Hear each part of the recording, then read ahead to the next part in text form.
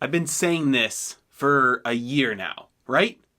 Once you send out the first stimulus check, you got to send out another, and another, and another, and another.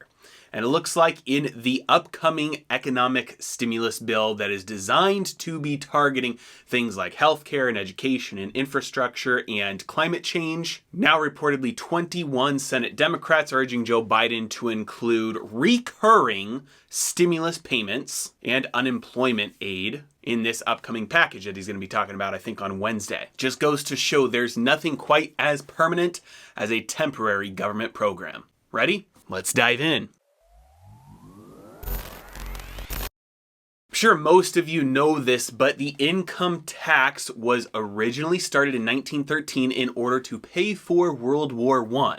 So apparently, we're still paying for World War I today. Similarly, the CIA was started in order to provide intelligence for the Cold War. So apparently, the Cold War never ended. And why not? If the government can simply issue as much debt as it needs in order to fund its expenses, and it doesn't have to worry about interest rates going up too much, simply because somebody with a money printer is the one that is loaning all that money, that is buying all that debt, namely the Federal Reserve, there's no limit to how much the government can spend. And so whatever areas the leaders deem worthy of receiving dollars, of receiving stimulus, of an allocation of capital, the only hindrance then is the political will to do so. That is until, of course, all of the other consequences arise as a result of the misallocation of capital, misallocation of resources, the malinvestment, and the economic destruction that will eventually follow in its wake. And I've been saying this for the last year since the first stimulus check was being talked about, but in a situation like this,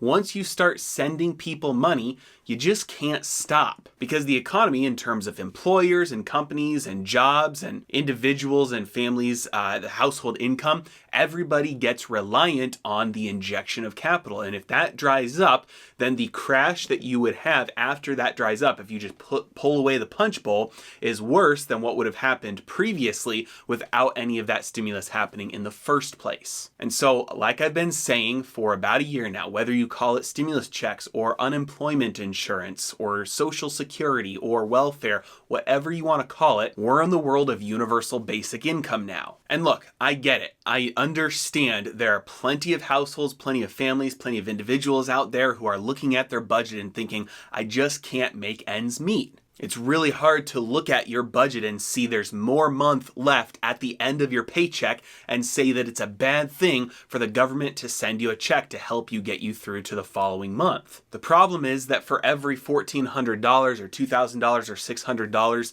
that the government sends to individuals, it's actually costing people 2 or 3 or 4 times that in terms of the inflation, in terms of the cost of living increase that they're going to experience as a result. Because the only thing that's being done here is an injection of new units of currency into a system with the same amount of goods and services. You don't have a corresponding increase of actual stuff, and so you've got more money now chasing the same number of goods and services. That's very, very different than what United States has experienced up until the start of our government dealing with COVID back in February, March last year. So that's the first consequence of this, is that the general level of prices is absolutely already been going up, and it will only accelerate as this continues. That means that the amount of stimulus is ever increasing as well. The amount of money that people need in order to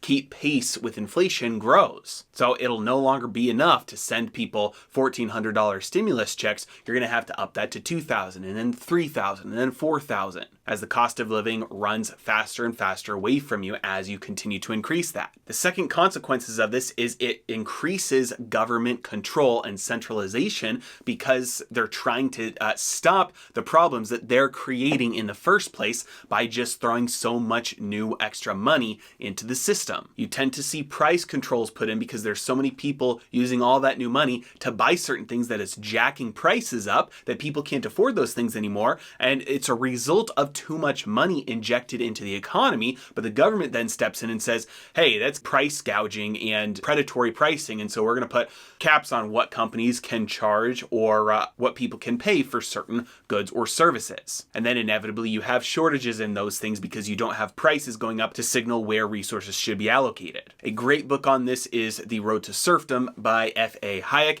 He details how socialism, any move towards socialism, causes a necessary increased step towards totalitarian control. They work hand in hand. You can't have one without the other. Now finally, and this is a good consequence for anybody who can jump on this side of the fence, is that this is what people are talking about when they say debt is rewarded in inflation, especially debt that's used to buy assets. Because when you borrow money now and you pay it back later, you're paying it back with dollars that are worth less. Now, a lot of people say that, but most people don't explain what that means. If something is worth less than it was before, then the implication there is that it's easier to get your hands on those things. So let's say, for example, you borrow dollars to buy an asset. Let's say you borrow $500,000 to buy a house. Your mortgage is locked in, let's say $3,000, and it's not going to change. Your payment stays the same because it's a fixed interest loan. Now, if inflation goes up, and inflation goes up very quickly, you might be thinking, how does that benefit you? Because your cost of living goes up. Your mortgage payment stays the same, but your cost of living goes up. It's because incomes eventually go up as well from inflation. And if incomes don't go up from inflation due to growth, like, economic growth, where companies are paying more and wages go up and average salaries go up, more and more people are working in the household, from those things that are a little bit closer towards, free market economics, but inflation is still going up, then incomes have to be supplemented by the government that is causing that inflation through money printing. And so this is a classic example of that. Incomes aren't going up due to the free market. Incomes aren't going up to economic growth. Incomes aren't going up due to increasing prosperity, but incomes are going up because governments are writing people checks. In 2020, it was easier to get your hands on more dollars than it was in 2019. Incomes went up.